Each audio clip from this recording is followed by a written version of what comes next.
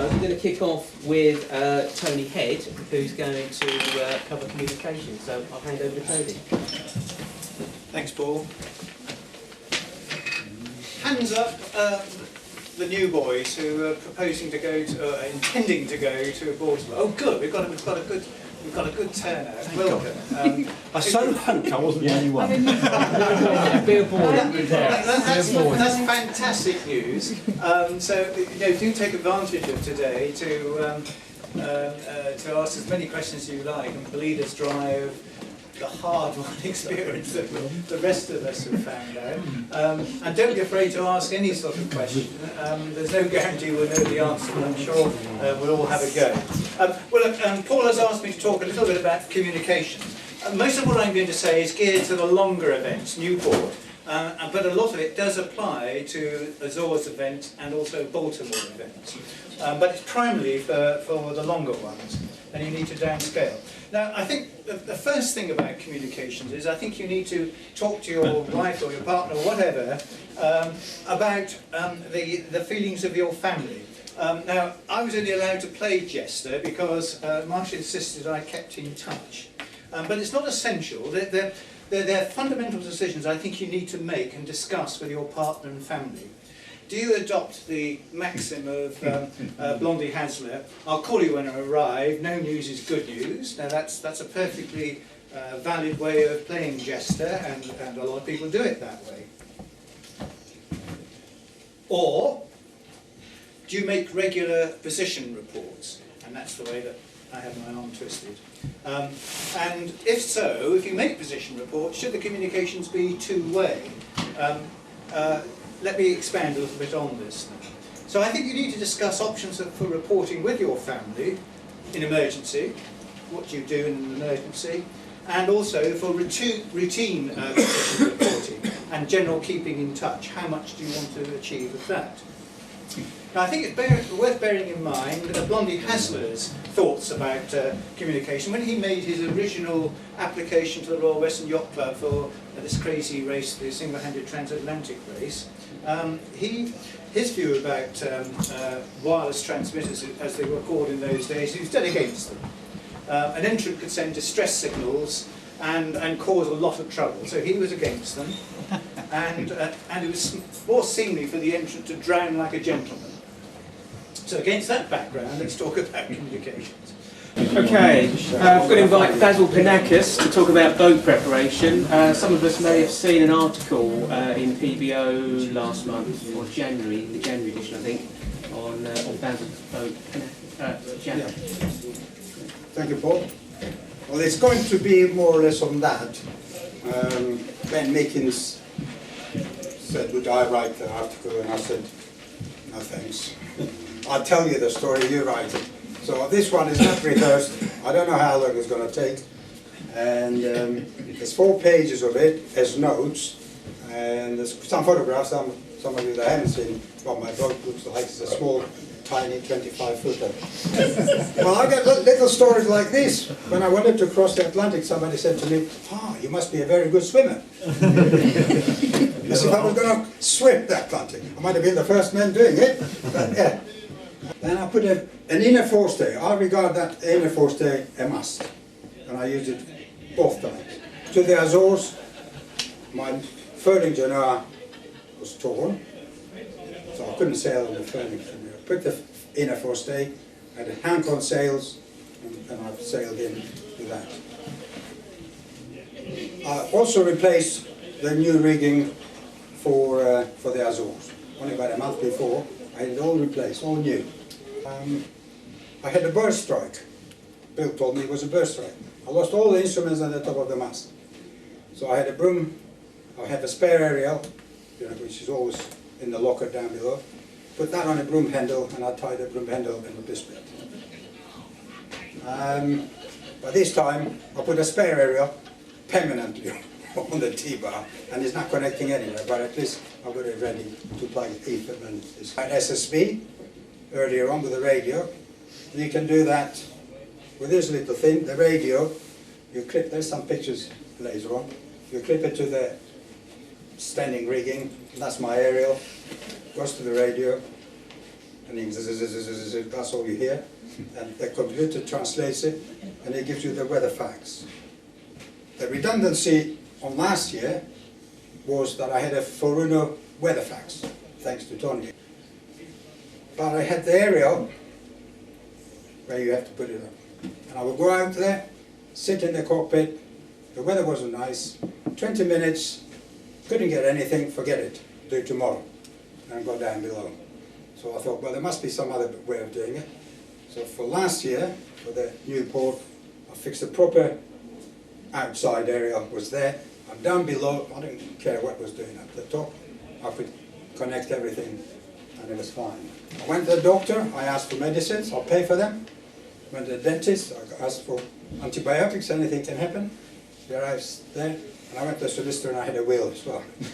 My wife wouldn't let me go without one. So I bet he didn't cost 70 quid. So I got to go more than that, 250 I think. Yeah. I put a radar, which I've only used it 2 or 3 times, but because you put the engine on when you want radar, I had a guy following me on the way to Horta from dusk to dawn all night long. He was tailing me all the time. I couldn't really, whenever there's someone around, I don't sleep, I am always awake.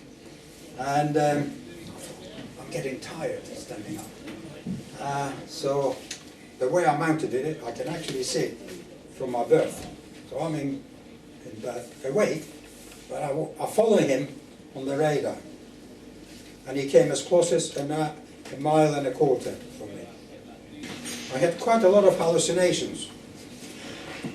There's either tiredness or being by yourself, no one to talk to, no outside communication other than the occasional phone call on the,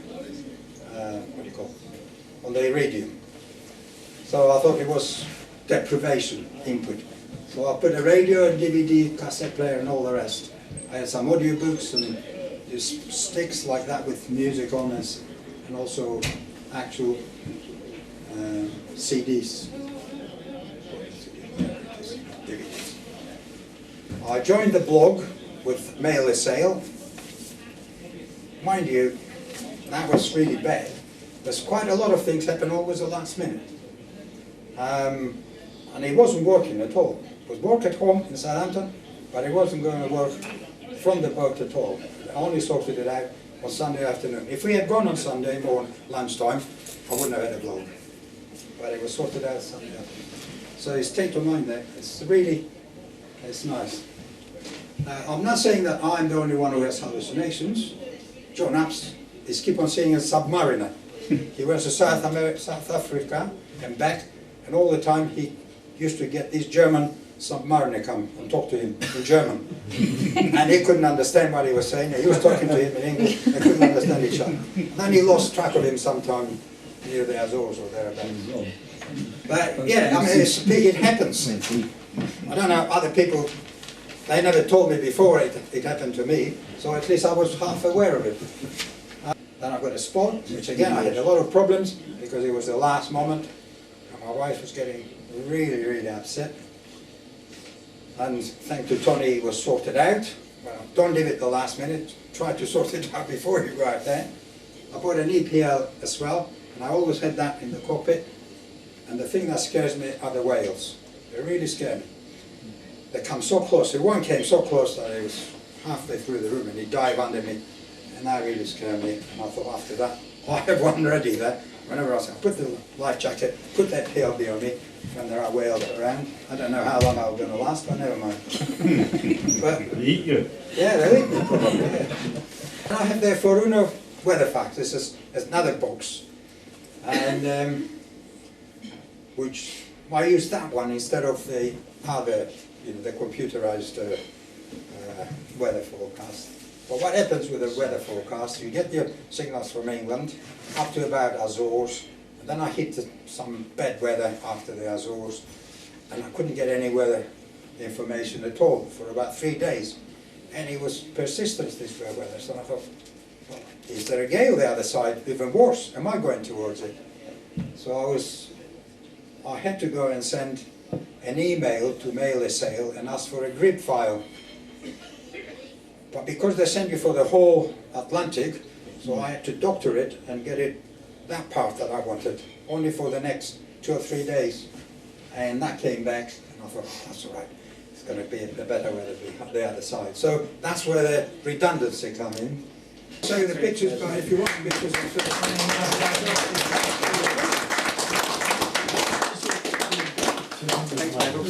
I'm going to hand over now to Len Hiley, who's going to talk about sheet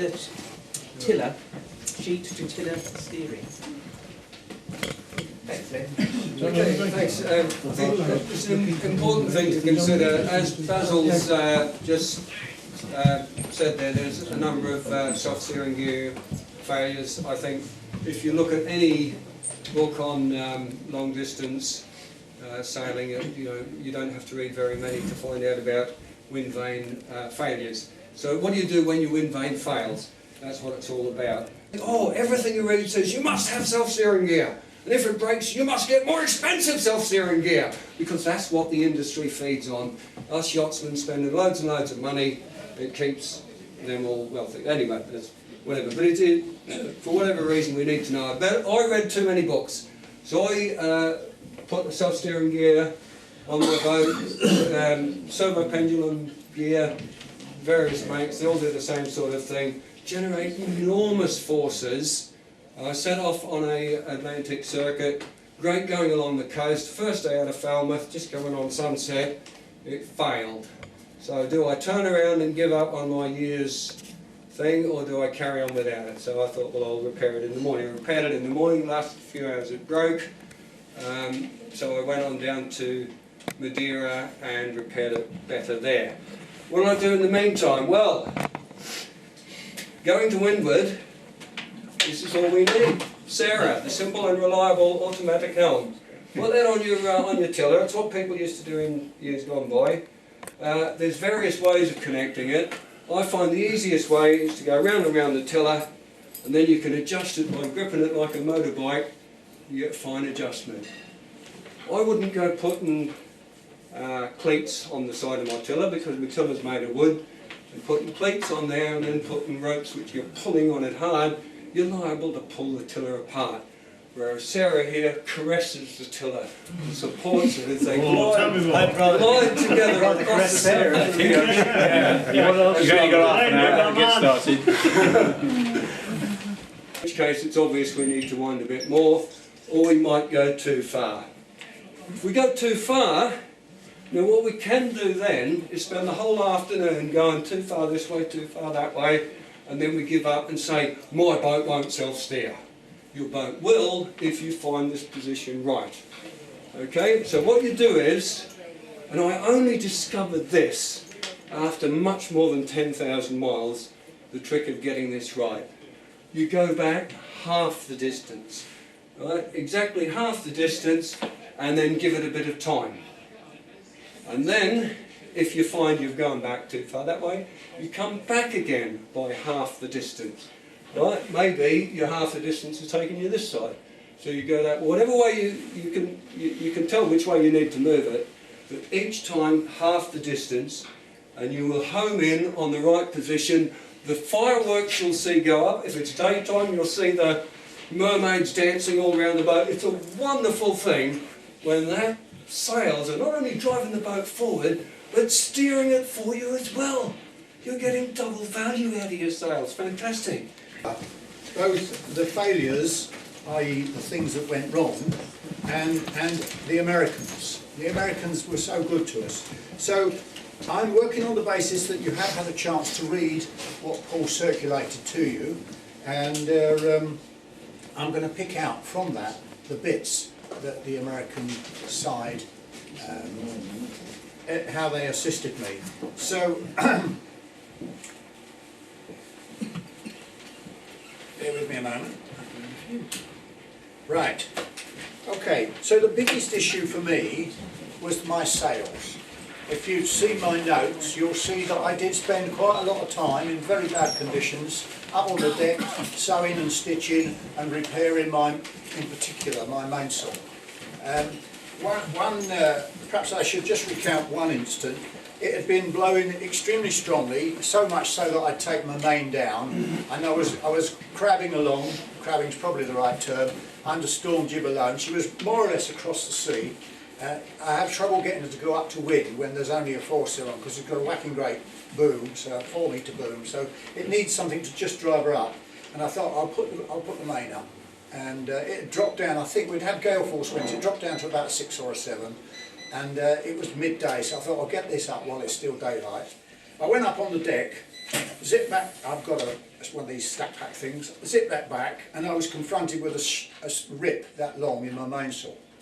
So I thought, what am I going to do about this? It's all soaking wet. The sea, when it does come aboard, it wasn't coming aboard that often, but it was driving on the side of the boat. So I've got to be back to the sea. The boat is laid out here. And I've got self-adhesive sailcloth.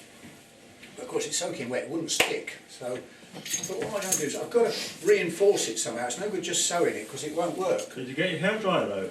Ah! You hit right on it. What I did get my hairdryer in the form of a large pan that I've got with a very heavy bottom. And I commenced putting it on the gas, heating it up, and then when it was hot, rushing up on deck, unzipping the thing, standing over it to keep the water off, and ironing this patch for about that sort of area with this pan. And then when I'd finished, I'd zip it up, I'd go back below, warm it up again. When it was hot enough, back up on deck, lean over it, unzip it, keep the sea off, iron it away. And you can imagine the scene, can't you?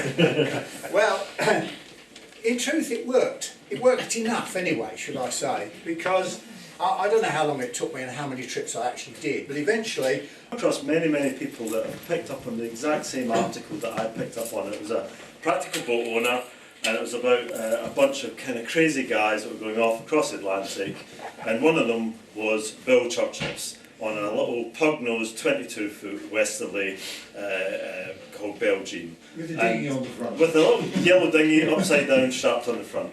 And I thought to myself, somehow there was a kind of connect, you know, that kind of affected me.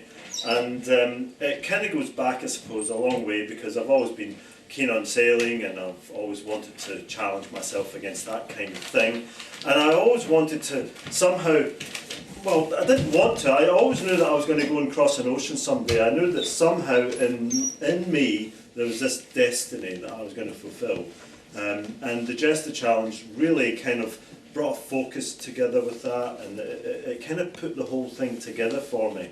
And I've since found that it's put that whole thing together for many other people, and I'll even say for probably all of them, you know. The Jester Challenge, which is the brainchild of Trevor and Sandra Lee there, and Ewan and Mike Ritchie, who of course has passed away, has really brought people together to fulfil that personal ambition that they had. There's a quotation here that I would like to read to you, and I wonder if this will connect to you as it does to me. It was written by Eric Hiscock, and it says, "All small boat voyagers have two things in common: a love of freedom, for they can go where they will, almost unhampered by rules or restrictions, except for those that are imposed as part of the seaman's lore, and the desire to pitch their skill, wits and courage against the oceans in every mood. And the mainspring of this activity, I believe, is not the desire to be thought well of by others, but the desire to think highly of oneself." That is what got me. That's what gets me, right? And anyway, going back to the 2006 article, I looked at it, and the very first thing that struck me was, these guys are kind of crazy, right? But the other thing that really, really struck me beautifully was, it's cheap. Nobody wants any money. It's so cheap. There's no money. You don't have to pay anything. There's no inspections. And there's no rules, which is great, because I wouldn't know how to obey them, you know? And so I thought, that is something that is kind of interesting. But why is it that particular model? You know, I could go and join the Ostar, I suppose, and pay thousands of pounds and get a 40-foot boat and all that. Why is it that particular model appeals to me so much more than the other? And I have to say that it comes down to the virtue of the fact that it allows you to dream.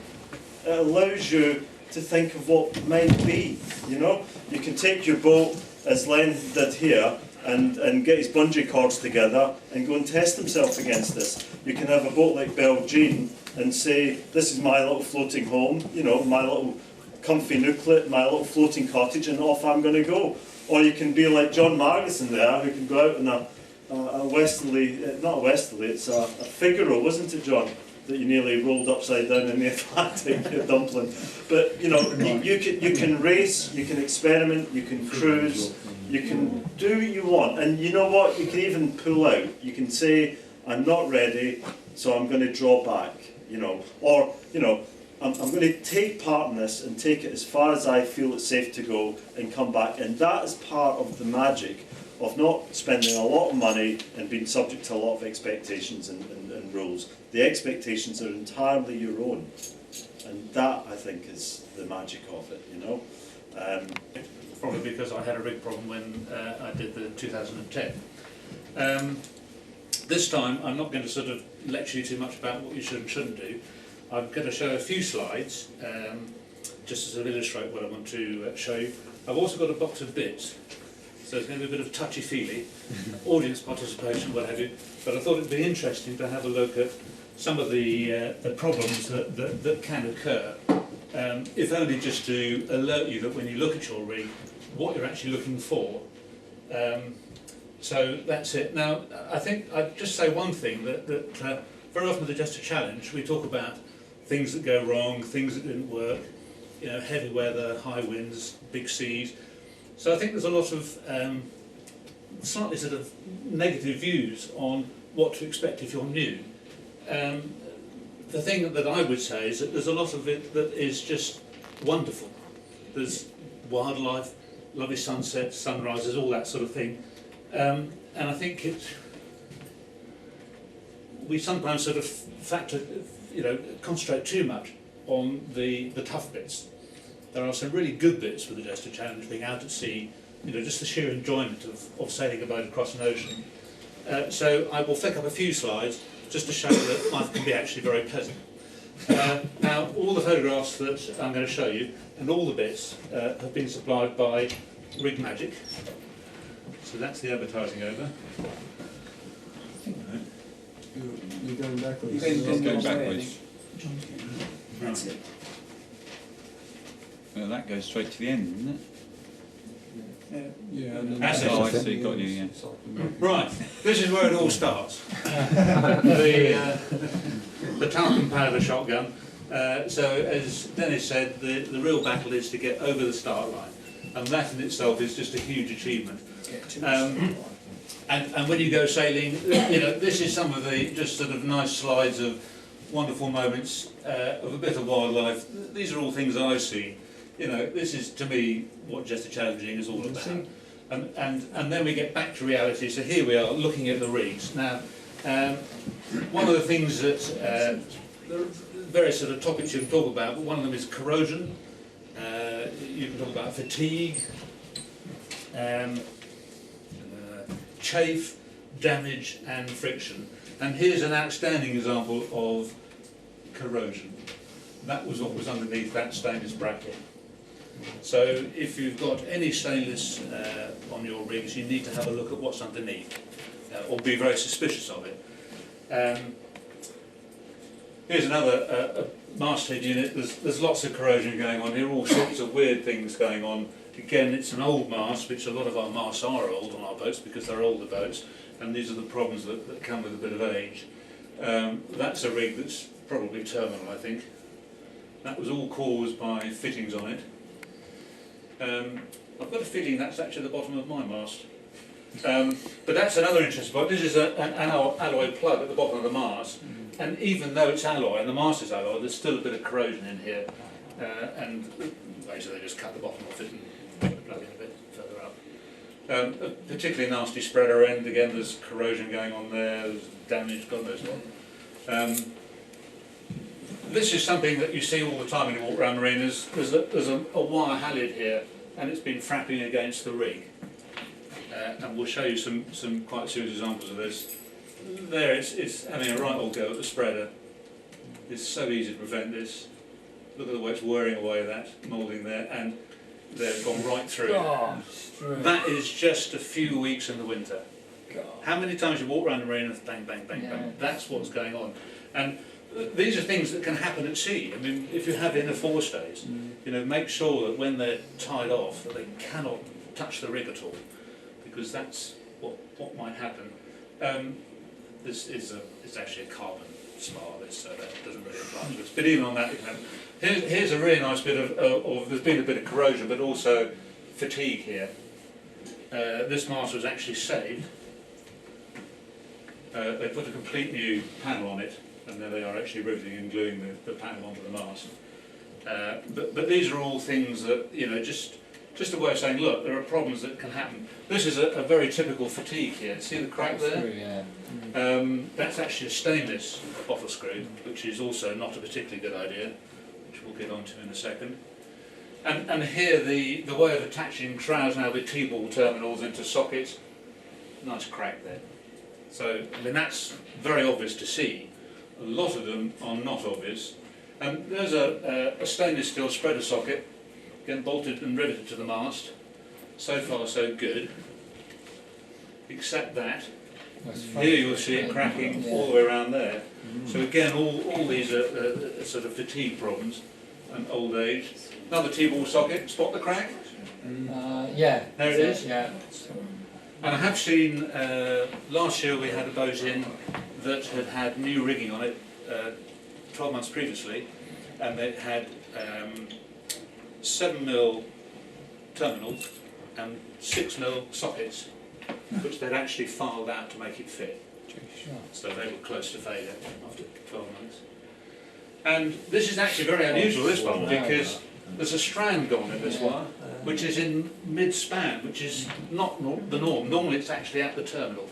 You'll find that normally they break just near the terminal. It's possibly where those two strands are actually welded, because if you Could be, yeah. if you think about it, a wire can't be continuous, it has to have joins in it. Not quite sure whether it's corrosion or fatigue or both, but probably a bit of everything. That's just a further thing. And this is a classic case of a bit of damage. This was actually caused by a self-tapping screw in the furling arrangement, and someone had taken the screw out, dropped it, picked another screw and put it back in again, and it was just long enough to touch the wire. So with the rotation, that's what it caused. I mean, these are interesting because this has all happened. It's not someone saying, look, you know, this might happen. These are all things that have actually happened. And that's the top end of a furling gear that's gone wrong. The other thing with the rig that is really important, I mean, just for ease of sail handling, is friction. You know, make sure that everything runs smoothly. But if you find there's a lot of friction in the system, it may be because there's actually a problem there. And you know, that's a good case in point. It's a bit stiff. I'll put it around the winch. And if it's stiff, there's probably a good reason for it. That is that's the guts of a Furlex actually, which is worn out. And that's what it should look like. Nice smiley face. This is an interesting one. This is good. He's got this shackled wire. That's really important. When I first went up my rig, there was a shackle when I got to the top of the mast. There was a shackle like this which hadn't been wired, and the pin was almost out. As I went up, you don't see it. But here, the split pin here has actually broken. This is obviously rotated, and it must have been rotating because you can see the wear and tear around it. Look at the shape of the hole too. That's actually worn, that whole oval, and it's about to go through and come out the other side. So that's that. This is actually a guard wire. I think it's an incorrectly installed stay lock, but you can see there's an issue there. And this next one I just love. Same thing. Same thing on here. But what is that? It's economy. That's just appalling. That's a very typical scenario with a swage terminal, and that's where it failed. And that's something always to check terminal tops, because that's where they tend to go. And there's a situation where the habit that pulls this up shouldn't be in line with the stay. It should actually come in and up I'm exaggerating, but it should come in at an angle so that it can't wrap round, because if it does, that's what happens. Isn't that a spinnaker? That's a spinnaker halyard, isn't it? No, the No, spinnaker that's the is... jib halyard there, isn't it? That's Oh, the it's spinnaker yes, halyard, right, yeah, and that's You're right. the Yeah. jib halyard going on the mast. And the problem with that is if that happens at sea, then A, you can't fill it out, and B, you can't get it down, so you've got to go up and up the mast, which is...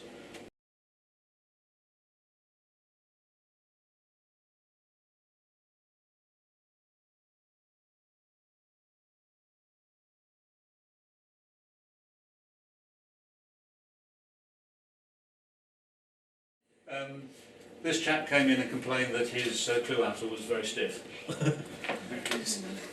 Flipping hell. Again, friction, you know, it was very stiff, so that's a good thing to look at.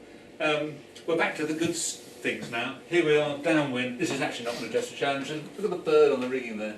Great. That's what Friction. I get to see for. It's not the sort of bird I want on my And dolphins, and sunsets. So these are all the good points. So despite all the, if you see one of those, you're too far south. lovely sunset. So despite all the other issues you get with Jester challenges, there are these magical moments that are just absolutely wonderful. And then you finally get to wherever you're going. This is actually Corvo. When I retired, this was Corvo at about 6 in the morning, which was just